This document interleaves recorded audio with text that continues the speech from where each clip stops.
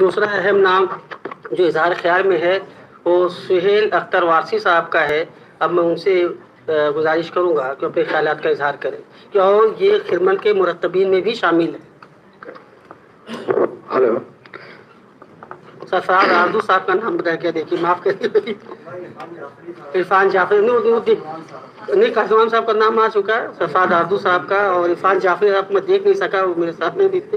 سر, یہاں جو ذرہ جس جگہ ہے وہیں آفتاب ہے, ایسا ہے. صحیح بات ہے. سب سے پہلے خواتین و حضرات میں شکر گزار ہوں ممبئی یونیورسٹی کا ہیڈ آف ڈپارٹمنٹ ڈاکٹر عبداللہ امتیاز صاحب کا کہ انہوں نے اس کا اہتمام کیا مستر پر, جس کا کہ ناخن پر قرض باقی تھا.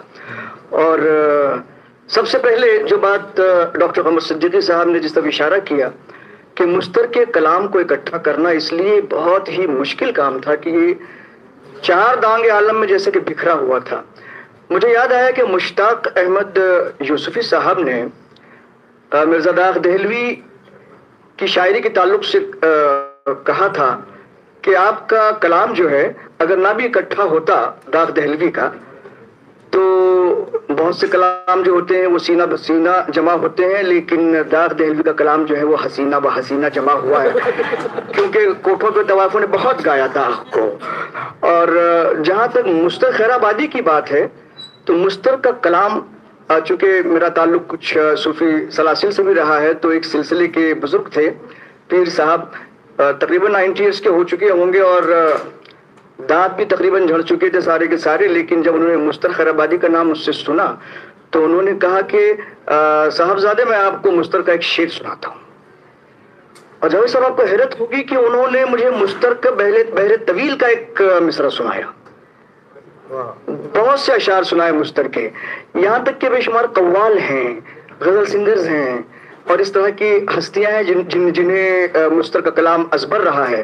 خاص طور سے مجھے یاد آیا کہ مشہور قوال تھے آپ کے عزیز میاں, انہوں نے استعمال کیا اور بغیر اس کے استعمال کیا ریفرنس کے, ظاہر کے قوال ریفرنس دے نہیں سکتا ہے. خواب راحت میں تھے ام ہانی کے گھر, جبرائیل نے آ کے سنائی خبر, اٹھو اٹھو شہ والا گوہر, حق و شوق لقا آج کی رات ہے. یہ مستر کا کلام ہے. پوری جو قوالی چلی آ رہی ہے, سارا کلام جو چلا آ رہا ہے وہ مستر خیر آبادی کا ہے. بہرحال یہ جو کلام اکٹھا کیا گیا, یہ 10 سال کے عرصے میں اکٹھا کیا گیا, یہ جو آپ کے سامنے رکھا ہوا ہے. اور اس 10 سال کے اندر یہ جو 2000 صفحات پر مشتمل 5 جلدوں میں اس کلام کو اگر آپ برابر مساوی اگر تقسیم کریں تو 400 صفحات پر مشتمل ایک اس کی جلد ہے. اور اس میں نہ یہ صرف کوانٹٹی یا کمیت کی بات نہیں ہے, بلکہ اس میں جو کوالٹی ہے وہ اردو ادب کی کلاسیکل شاعری میں جو آج تک جتنی اور جیسی کچھ اصناف سخن کا استعمال کیا گیا ہے اندولی صاحب, جیسے کہ غزل ہے, 4 بیت ہے, مستزاد ہے, نحات ہیں, قصیدے ہیں, تضامین ہیں, ایسی کوئی صنف اردو شاعری کی نہیں رہ جاتی ہے جس پر مستر نے نہ صرف طبع آزمائی کی بلکہ اسے زمین سے آسمان پر پہنچا دیا. یہ اس کلام میں ان 2000 صفحات پر مشتمل جو یہ کلام ہے, اس میں اس قدر اردو ادب کے چاہنے والے اردو اسٹوڈنٹس کے لیے اتنا مٹیریل ہے جس کی کوئی انتہا نہیں ہے. آپ اگر صرف یہ اسے از اول تا آخر اگر پڑھنے کی ہمت جٹا لیں ان 2000 صفحات کو, یا اس کی تلخیص جو کی گئی ہے گلشن کے نام سے, یہ کتاب جو ہے گلشن, یہ اس کا تلخیص شدہ ایڈیشن ہے, اس میں وہ تمام اصناف کو بھی جمع کر دیا گیا ہے. جہاں تک کہ مستر کی شاعری کے دور کی بات ہے یا اس کی کوالٹی کی بات ہے, میں عرض کر دوں کہ مستر کی شاعری میں اگر نظر غائر سے دیکھا جائے تو 2-3 دور جو ہیں وہ صاف دکھائی دیتے ہیں.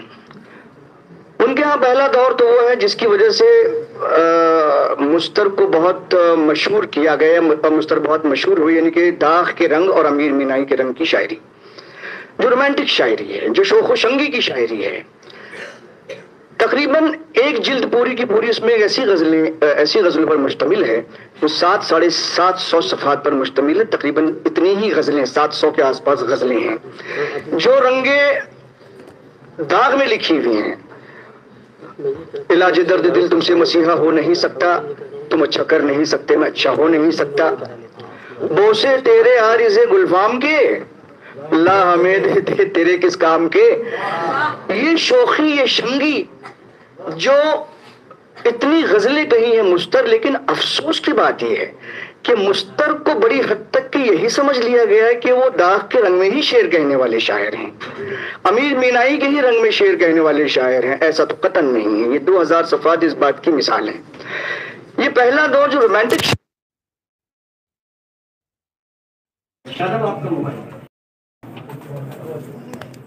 یہ پہلا دور مستر کا ہے جس میں اتنی 600-700 غزلیں کہی ہیں داغ میں, جو مستر کا اپنا ذاتی رنگ ہے. یہ شاعری جو ہے مستر نے 18 سے 22-23 سال کی عمر میں پوری کر لی ہے. یہ وہ رنگ کی شاعری تھی جو آخری عمر تک داغ دہلوی کہتے رہے, کرتے رہے, اور امیر مینائی آخری عمر تک اسی رنگ میں شعر کہتے رہے. لیکن مستر کے ہاں جو ڈیولپمنٹ ہے, جو گروتھ دکھائی دیتا ہے, وہ اس سے بہت آگے نکل جاتا ہے. 23 سال کی عمر تک اس رنگ کی شاعری کی. پھر دوسرا دور ان کے ہاں آتا ہے جو تصوف کی شاعری ہے, صوفی شاعری. لیکن اس کے بیچ میں ایک بہت ہی بلیغ اور بہت ہی ایک انٹریکیٹ قسم کا ایک ٹرانزیشنل پیریڈ بھی آتا ہے جو رومانٹک شاعری سے تصوف شاعری کی طرف جب ٹرانزٹ کرتے ہیں تو کس طرح کے شعر کہتے ہیں. وہ میں آپ کو 2-3 شعر سنا کر کے, کیونکہ اس میں بہت سی غزلیں ہیں, میں آپ کو صرف نمونے کے 2-3 شعر سناتا ہوں اس کے, کہ کس طرح سے اس طرح کی رومانٹک شاعری سے جب وہ ٹرانزٹ کرتے ہیں تصوف کی شاعری کی طرف تو کس طرح کے شعر آتے ہیں. نمازوں سے تھکید تو میں خانے میں آ جانا, یہ اٹھنے بیٹھنے کی اس جگہ جھگڑے نہیں رہتے. یہ نماز آپ دیکھیے, یہ اٹھنے بیٹھنے کی اس جگہ جھگڑے نہیں رہتے ہمیں خسرو کی یاد دلاتا ہے کہ نہ رکوع نہ قعود نہ قیام نہ سجود. اب دیکھیے اٹھنا بیٹھنا ہی ہے, نہ رکوع ہے, نہ قاعدہ ہے, نہ سجدہ ہے, نہ سجدہ ہے, نہ رکوع نہ قیام نہ قعود نہ سجود, بردر یار گزاریم نمازیں نہ چبے. یہی بات کہہ رہا ہے مستر. نمازوں سے تھکے زاہد تو میں خانے میں آ جانا, یہ اٹھنے بیٹھنے کے اس جگہ جھگڑے نہیں رہتے. کیا اچھا شعر ہے اس کے آگے دیکھیے. خدا کے دامن رحمت سے اپنا دامن اسیاں, خدا کے دامن رحمت سے اپنا دامن اسیاں, وہ کیا ٹاکے گا جس کی آنکھ میں ڈورے نہیں رہتے. اب دیکھیے یہ سینے اور ڈورے کی ترکیب اور آنکھوں میں جو خمار کی جو ڈورے ہوتے ہیں, وہ ڈورے کا استعمال مستر نے کتنی خوبصورتی کے ساتھ کیا ہے. اور جب مستر خالص تصوف کی شاعری کی طرف آتے ہیں, دیکھیے مجھے لگتا ہے کہ یہ وہ سلسلہ ہے. میں تصوف میں اگر کہنے جاؤں تو بابا بلے شاہ یا باہو شاہ کے کلام کی جو تصوف کی جو کیفیت ہے اسے ہم مستر کی شاعری کی صوفی شاعری سے تشبیہ نہیں دے سکتے, کیونکہ وہاں ایک صرف آگ ہے باہو شاہ کے کلام میں یا بلے شاہ کے کلام میں. لیکن جو دلاویزی, جو شوخی, تصوف کی شاعری میں شوخی کا لانا بڑا مشکل کام ہوتا ہے, اور یہ کام خسرو کے ہم دکھائی دیتا ہے کہ وہ صوفی شاعری میں بھی بڑی دلاویزی کے ساتھ بات کرتا ہے. یہی رنگ ہمیں سیماب اکبر آبادی کے ہاں دکھائی دیتا ہے کہ صوفی شاعری کرتے ہیں لیکن بڑی دلاویزی کے ساتھ. یہی رنگ ہمیں مستر کے ہاں دکھائی دیتا ہے جو صوفی غزل کہہ رہے ہیں لیکن بڑی دلاویزی اور شوخی کے ساتھ بھی کہتے ہیں. کیسے کہتے ہیں ملاحظہ فرمائیں. دمے خواب, آپ کو یاد آئے گا ہمارے ساؤتھ کے بہت البیلی شاعر تھے سراج اورنگ آبادی, خبر تحیر عشق سن, ترکیب ویسی چلی آ رہی, خبر تحیر عشق کہنے کے بعد جو ہے اس کے بعد جو مصرے کو کھولتے ہیں وہ یہی ترکیب ہے. دمے خواب راحت بلایا انہوں نے, دمے خواب رحمت بلایا انہوں نے, تو درد نہا کی کہانی کہوں گا, میرا حال لکھنے کے قابل نہیں ہے, اگر مل گئے تو زبانی کہوں گا. خضر تیرے چشمے کا پانی ہے اچھا, مگر میں اسے موج فانی کہوں گا. محبت کا مارا ہوا دل جلا دے, میں جب تیرے پانی کو پانی کہوں گا. شعر دیکھیے کہ کس طرح سے, جیسے کہ قرآن شریف کی آیت ہے, اور یہ قرآن شریف کے الفاظ جو کلاسیکل جو قرآنک عربک تھی اس پر مستر کو کتنی دسترس تھی اور وہ اس کا استعمال کس طرح سے کیا کرتے تھے اس کا جواب نہیں ہے. شعر میں دیکھیے آپ کو آیت کرسی تو سب کو یاد ہوگی جو مسلمان ہوتے ہیں, اس کا استعمال اس میں کہا گیا ہے کہ خدا کو کبھی نیند نہیں آتی, اس کو غنودگی نہیں آتی, وہ ہمیشہ جاگتا رہتا ہے. دیکھیے اس بات کو مستر نے کیسے استعمال کیا ہے. تیری ذات واحد ہے بیدار مطلق, ہمیشہ جاگتے رہنے والی. تیری ذات واحد ہے بیدار مطلق, تجھے تو کبھی نیند آتی نہیں ہے. تیری آنکھ لگنے کی حسرت میں یا رب کہاں تک میں کس سے کہانی کہوں گا. آپ دیکھیں کہ تصوف کے رنگ کو کس طرح سے انہوں نے کھپایا ہے, کتنی شوخی کے ساتھ بات کی ہے انہوں نے. اور جہاں تک کہ میں نے ذکر کیا کہ اتنی ویرائٹی ہے مستر کے کلام میں کہ اسی اتنی کم مختصر بات میں جو سمیٹا نہیں جا سکتا. تضمینیں انہوں نے کہی اور تضمینیں ایسی ویسی تضمینیں نہیں کہیں. ساتھی شیرازی کی پوری جو نعت رہی اس پہ تضمین کی, آپ کے قدسی کی جو نعت رہی ہے اس پہ تضمین کی. حافظ شیراز کا ایک بہت ہی البیلی غزل ہے, وہ اس لیے بھی ذہن میں چپکی رہ جاتی ہے کہ مغل اعظم میں جب انارکلی فال کھولتی ہے تو پہلا شعر حافظ کی اسی غزل کا نکلتا ہے کہ دل می روت ز دستم صاحب دلا خدارا, اے دل والوں میرے ہاتھ سے دل چلا. افسوس اس بات کا ہے دل می روت ز دستم صاحب دلا خدارا, دردا کے راز پنہن خواہد شدہ آشکارا. اس بات کا افسوس ہے کہ دل میں کہیں چھپا ہوا درد زمانے پہ آشکار نہ ہو جائے.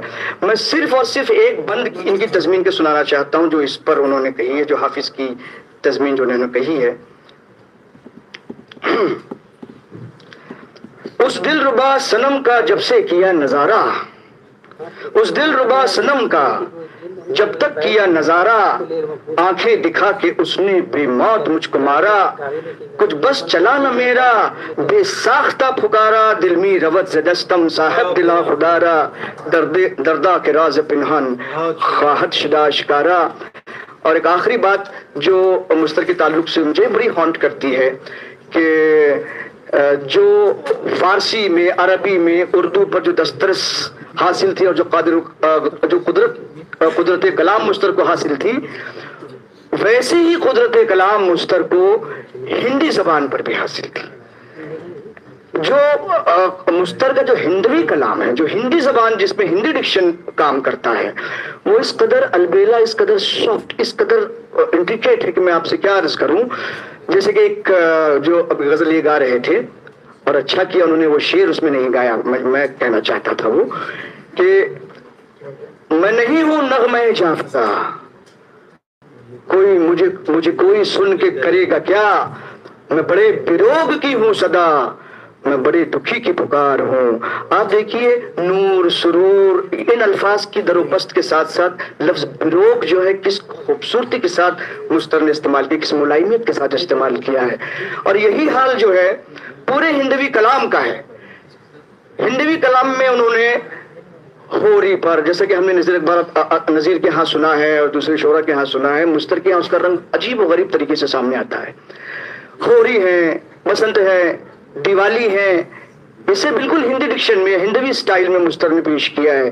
اور دادرا, ایک تو تبلے کی تال ہوتی ہے جو 6 فیٹ ہوتی ہے, اس کو دادرا کہا جاتا ہے, لیکن ایک طریقہ ہوتا ہے دادرا کے کلام کا, جو دادرا گائکی ہوتی ہے. عام طور پہ بیگم اختر سے آپ لوگوں نے سنا ہوگا.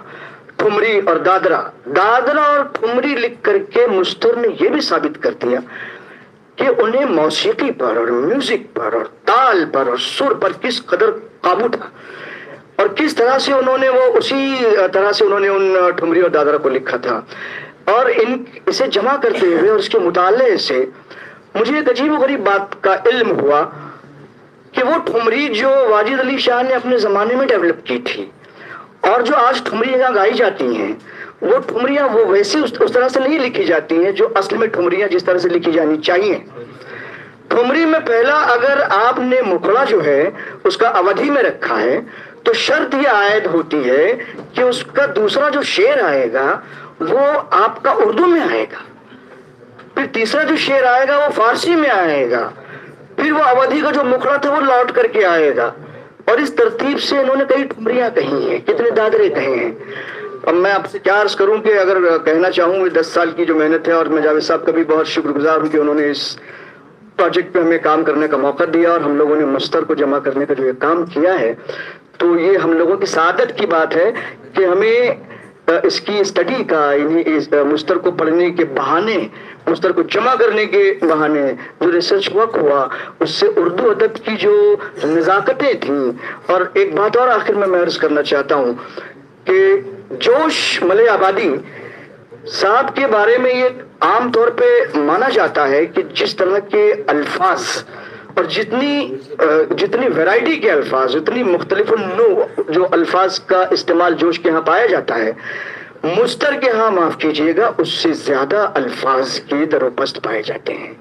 اور لازم ہے اور یہ بھی کام ہے کرنے کا کہ مستر کی ایک طرح کی ڈکشنری بھی فارم کی جانی چاہیے, وہ الفاظ کی جو مستر نے اپنے کلام میں استعمال کیے. ایک بہت ہی خوبصورت قسم کی اور نہایت ہی وقی قسم کی ادبی ڈکشنری وجود میں آ سکتی ہے. بہت بہت شکریہ سر آپ کا.